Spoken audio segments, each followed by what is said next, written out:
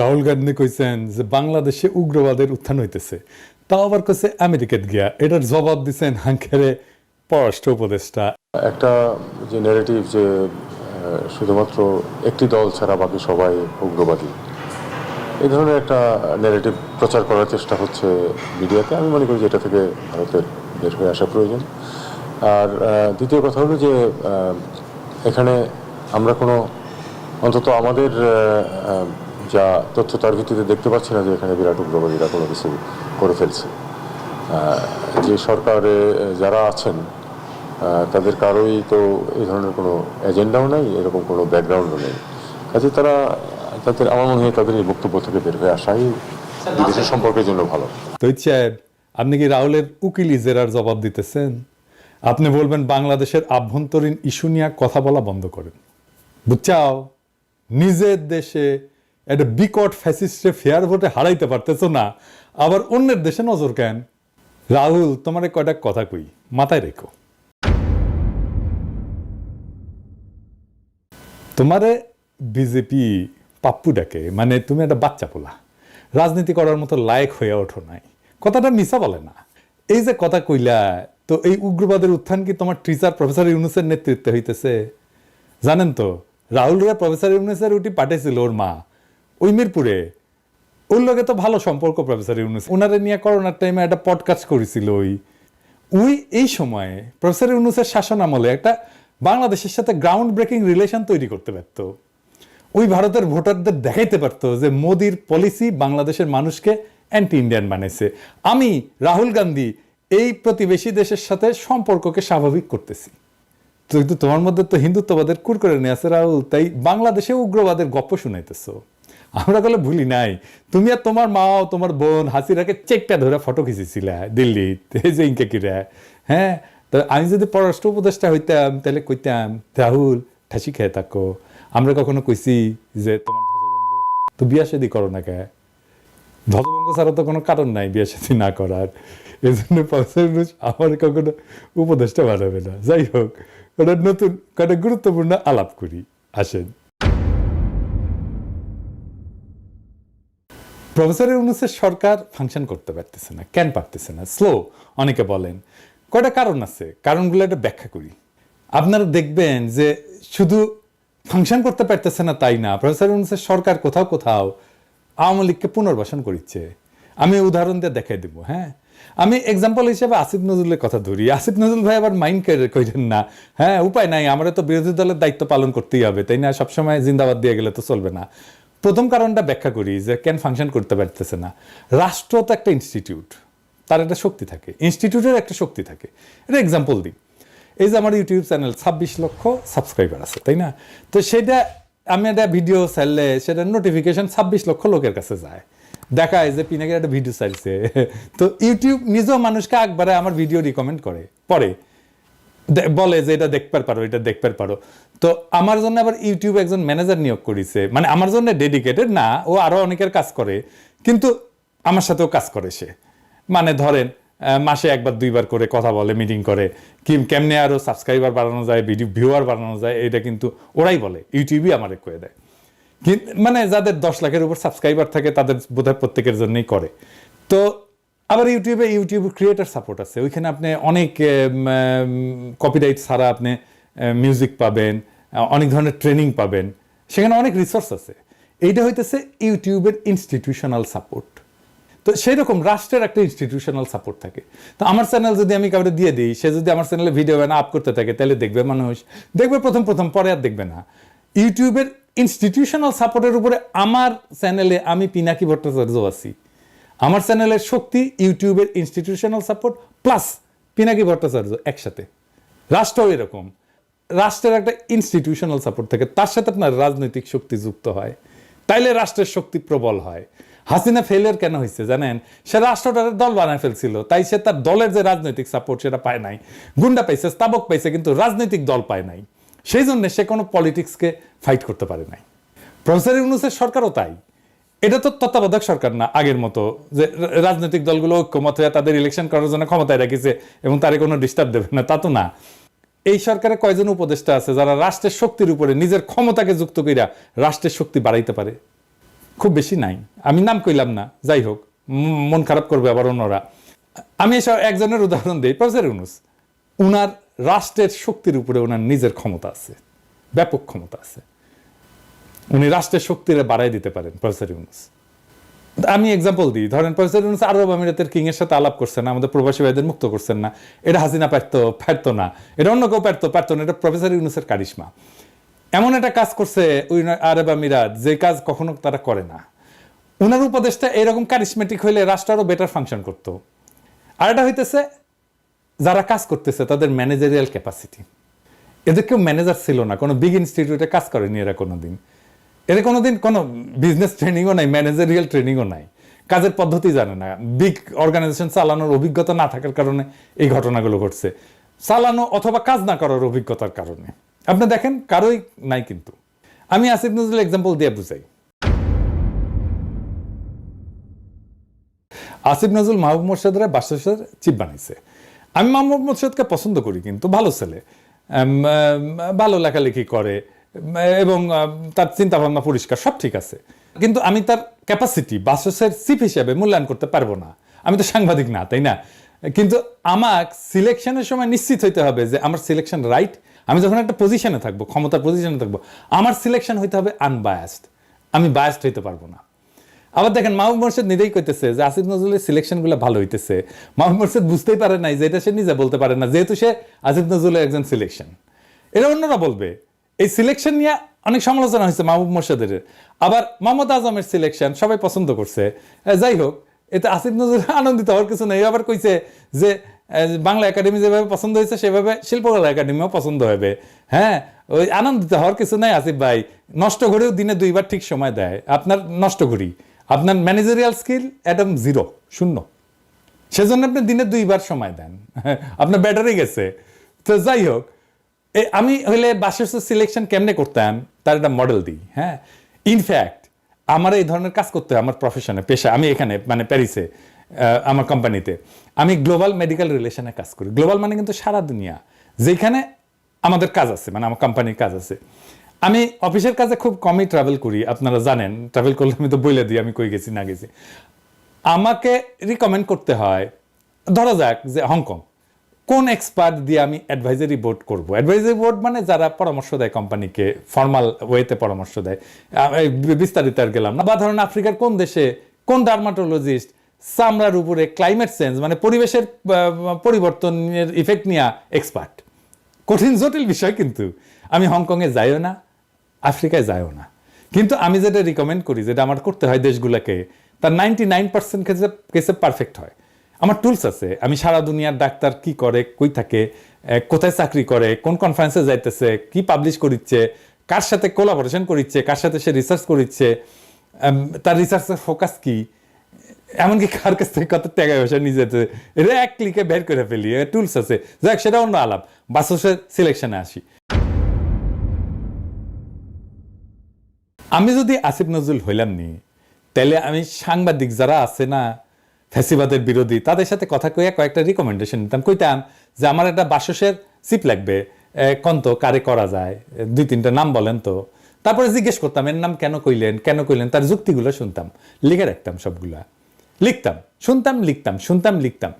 কাদের সাথে আলাপ করতাম? কনক সারোয়ারের সাথে আলাপ করতাম, সামির সাথে আলাপ করতাম, তাসনিম খলিলের সাথে আলাপ করতাম, মনির হায়দারের সাথে আলাপ করতাম, শাহেদ আলমের সাথে আলাপ করতাম, ইলিয়াসের সাথে আলাপ করতাম, মুশফিকুল ফজলের সাথে আলাপ করতাম, আরো যাদের নাম বলি নাই তাদের সাথেও আলাপ করতাম, মানে যারা ফ্যাসি বিরোধী এবং আমার যাদের সাথে রিচ আছে, কথাবার্তা হয় আর কি। তারপরে করতাম কি, মতিউর রহমান চৌধুরী মানে মানব জমিনের, তারপর নুরুল কবির নিউজের, মাহমুদুর রহমান ভাই এবং শফিক রহমানকে কইতাম যে আমি সবচেয়ে বেশি রিকমেন্ডেশন আসছে এই কয়েকজনের 3জন বা 5 জনের নাম ওনাদের দিতাম, যে কইতাম যে আপনারা এই 3জন বা 5 জনের ইন্টারভিউ নিয়ে আমাকে একজন বেছে দেন। মুরব্বী মানুষ, কোনো সমালোচনা হইতো না। হ্যাঁ, এবং তারপরে যেটা হইতো আমি তার সবাইকে আবার কইতাম যে বুঝছেন, এই যে এই টিচার মুরব্বী না, এই বেছে দিছে ওনারে, ঠিক আছে না? এবং দেখতেন সবাই কইতো যে ঠিক আছে, এটা অপছন্দ হইলেও কইতো ঠিক আছে। কিন্তু আসিফ নজরুল সিলেকশন করিচ্ছে উনি কারে চিনেন, কার সাথে উনার সম্পর্ক আছে, এর বেসিসে, মানে প্রথমেই বায়াস। এর মধ্যে বিএসএমএম এর ভিসি খসরু ভাইকে দিচ্ছেন, সাইদুর রহমান খসরু ভাই। আমি ওনারা পছন্দ করি খসরু ভাইকে, কিন্তু এটা কিন্তু পছন্দ করেনি অনেকেই। মানে বাইর করছে তারা যে গণস্বাস্থ্য আর গণ বিশ্ববিদ্যালয়ের ট্রাস্টি বোর্ডে আসিফ নজরুল আছে, রেজনা আছে, ফরিদাপা আছে, মানে 3 জন আছে এই সরকারের উপদেষ্টা। আর এই গণস্বাস্থ্যের কানেকশনেই খসরু ভিসি হয়েছে। আমি একজন খুবই দায়িত্বশীল চিকিৎসক নেতার কাছে শুনছি যে খসরু ভাই নাকি বিএনপি পন্থী চিকিৎসকদের বিএসএমএমও ছাড়া করার কথা নাকি প্রকাশ্যে বলছেন। সত্য মিথ্যা জানি না, কিন্তু যিনি আমারে বলছেন তিনি খুবই দায়িত্বশীল মানুষ। আমি আর নাম কইলাম না, কইলে চিনবেন আপনারা। তো উনি না জানে কথা বলবেন না। তো তাইলে তো সিলেকশন আমরা আর মামুরা হইতেছে, তাই না আসিফ ভাই? হ্যাঁ, সিরিয়াস বায়াস আছে সব সিলেকশনে। এইবার আসেন, শিল্পকলা একাডেমির পরিচালক সৈয়দ জামিল আহমেদকে সিলেক্ট করছেন, ওটা নিয়ে কথা বলি। জামিল আহমেদ নিজেই জানাইতেছেন যে তারে আসিফ নজরুল রাজি করাইছে, বুঝছাও। আসিফ নজরুল নিজেও জানাইতেছে, ফেসবুকে পোস্ট দিয়া যে শিল্পকলার সিলেকশন পছন্দ হবে। উনি খুব কনফিডেন্ট। হ্যাঁ, প্রফেসর ইউনূসের সরকার গঠিত হওয়ার আগে উনি কি কইছিলেন, আওয়াজ দিছিলেন যে এই সরকার আমাদের পছন্দ হবে, বুঝছাও। তারপরে কাহিনী কিচ্ছা বাড়াইলো এই সৈয়দ জামিল আহমেদের, দেখলাম উনি বোরকা বিরোধী। তারপরে দেখা গেল মুজিবের মূর্তি ভাঙছে জনতা, ধানমন্দির 32 নম্বর পুড়েছে, আর জামিল আহমেদ কান্দে শেষ আর কি। হ্যাঁ, হাউ মাউ করে কান্দে শেষ, পারে তো গড়াগড়ি দেয় আর কি।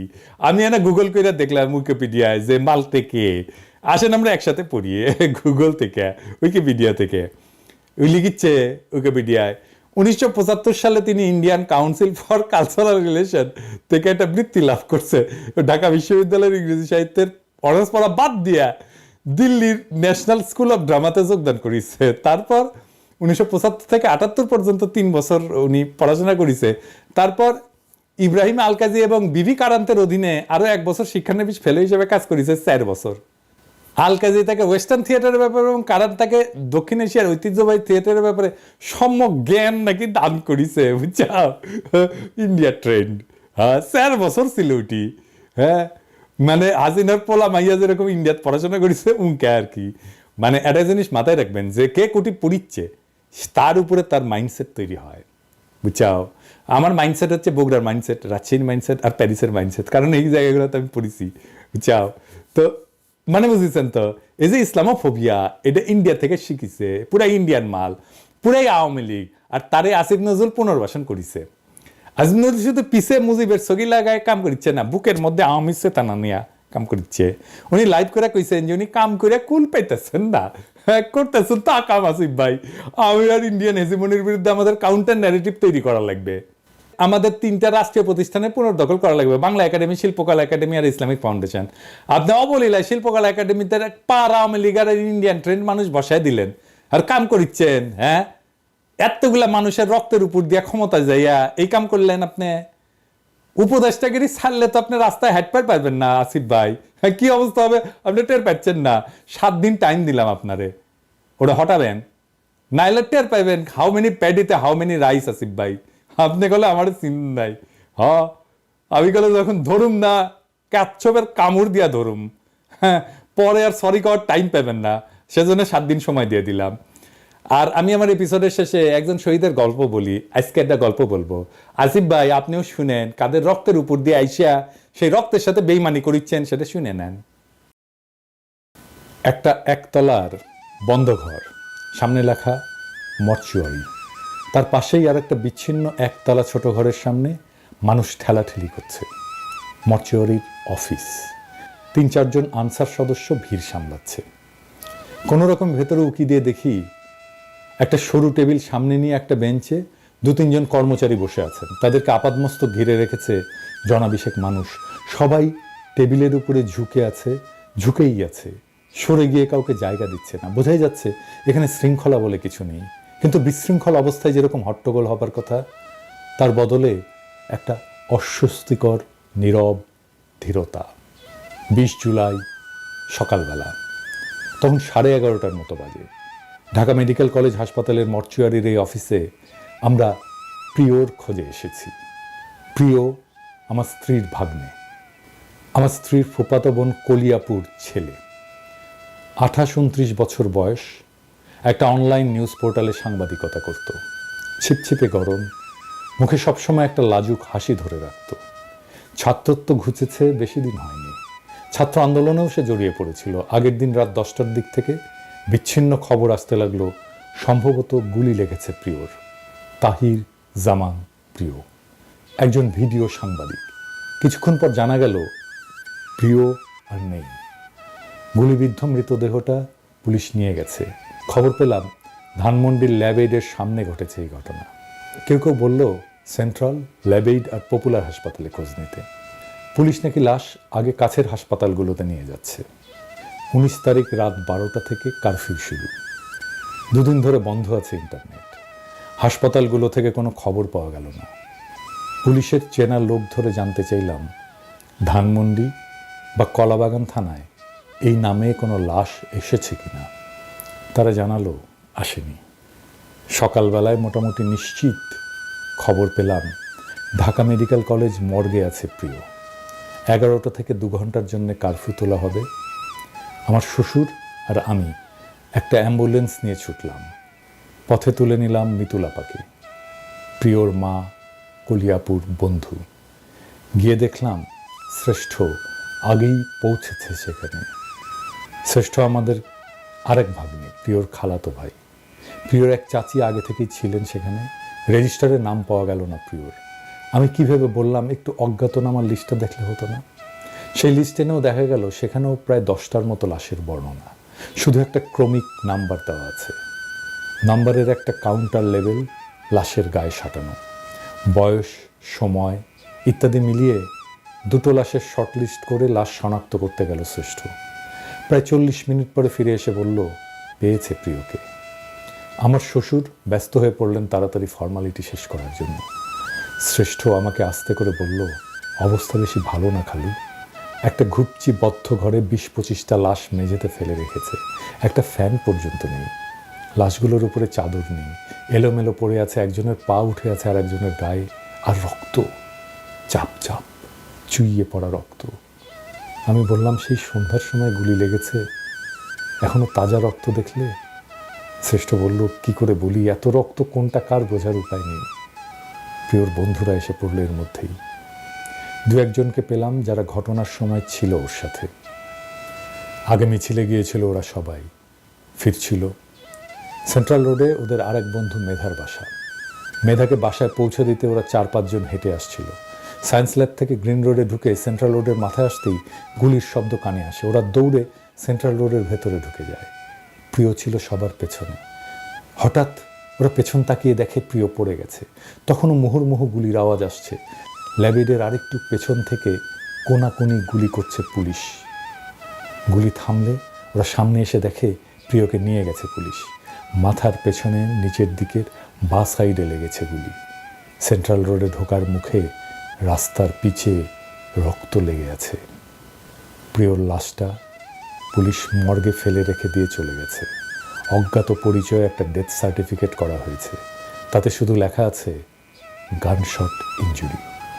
এখন ঘটনাস্থল যে থানার অধীনে, সে থানার পুলিশকে লাশের সুরতহাল তৈরি করে তারপর অটোপসির জন্য পাঠাতে হবে।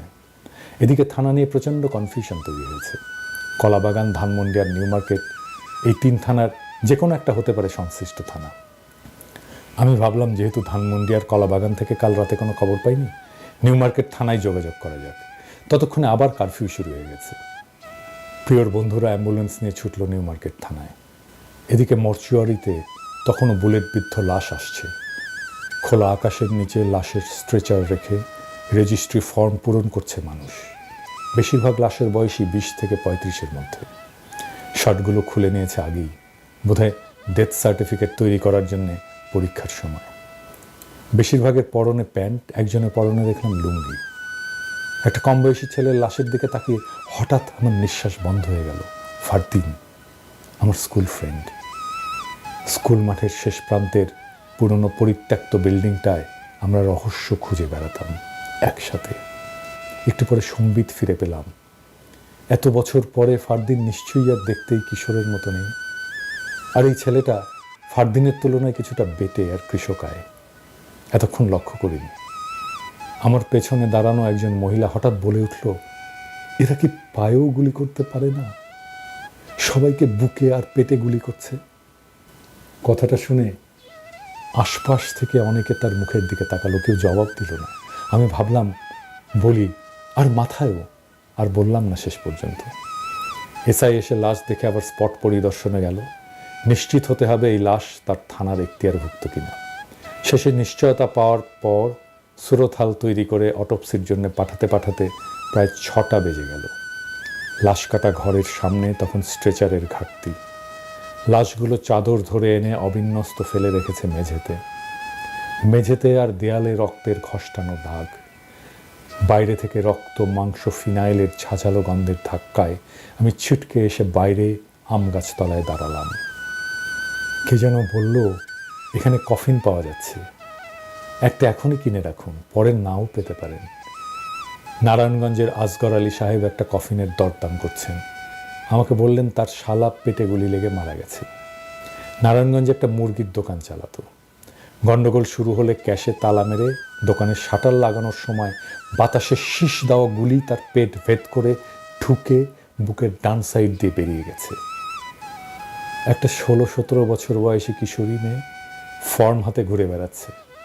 ওর বাবা কারফিউর মধ্যে বাসা থেকে নিচে নেমেছিল সিগারেট কিনতে, আর বাড়ি ফিরতে পারেনি। আমরা ডোমকে রিকোয়েস্ট করতে গেলাম আমাদের পোস্টমর্টমের সিরিয়ালটা একটু আগে করে দিতে, সেই রংপুর যাবে বডিটা। এত গরম। ডোম বললেন, পাগল হয়েছেন? রাত থেকে এ পর্যন্ত 55টা লাশ, আমরাও মানুষ। ময়নাতদন্ত শেষ হলো রাত 10:30টায়। গোসল করিয়ে কাফন পরিয়ে আমরা অ্যাম্বুলেন্সে রওনা হলাম 11টার কিছু পরে। যাওয়ার পথে নেমে দেখে নিলাম সেন্ট্রাল রোডের সামনে প্রিয়র রক্ত লেগে থাকা রাস্তাটা, স্পষ্ট দাগ, ছোপ ছোপ, জমাট। তখনও কারফিউ চলছে, তাড়াতাড়ি গাড়িতে ওঠা দরকার। আমরা উঠে পড়লাম। উঠল না শুধু প্রিয়র বন্ধুরা, ওদের কোনো ভয় নেই, ওদের কান্নাও নেই, শুধু প্রতিজ্ঞা আছে। ওরা যেন ভাবলেশীন, সংসপ্তক। অনেকবার লিখতে গিয়ে পিছিয়ে গেছি। এই দুঃস্বপ্নের সাথে আর একবার বোঝাপড়া করতে সাহস হয়নি। শেষে ভাবলাম এই গল্পটাও এই মহান গণ আন্দোলনের আমাদের যৌথ স্মৃতির অংশ। এই দলিল থাকা দরকার। একটা 3 বছরের মেয়ে আছে প্রিয়র। প্রিয়কে সে শুধু বাবা বলে ডাকে না, বলে আমার প্রিয় বাবা। কি মিষ্টি লাগে শুনতে, যেন প্রত্যেক কথায় কথায় বাবাকে চিঠি লিখে চলছে। এমন হাজারো শহীদের রক্তে গাঁথা হয়েছে এই বিপ্লবের ইতিহাস।